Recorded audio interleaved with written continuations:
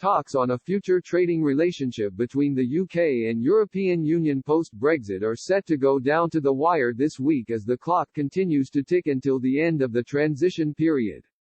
One Whitehall official close to the negotiations told Express.co.uk EU negotiators were behaving like bulls in a china shop. He added, "It's make or break this week, we need a deal, but the EU side seem to be difficult, especially when it comes to fisheries.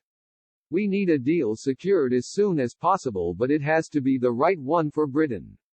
Lord Frost is in Brussels for another round of negotiations ahead of a European Council video summit on Thursday, which has been touted as a deadline for a draft deal.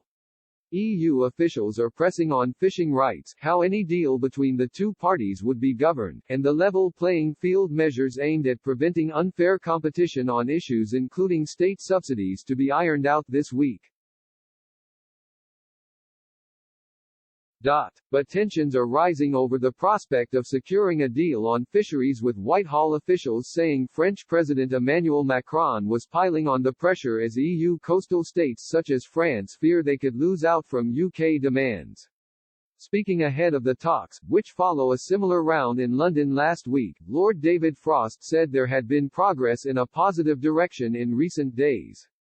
However, he added the talks may not succeed and reiterated the point made by Boris Johnson that the country must be prepared for a departure with a deal or without.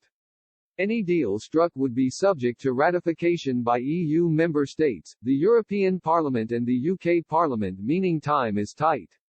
The agenda for Thursday's meeting of 27 European leaders does not mention Brexit, with the response to the COVID-19 pandemic instead taking center stage.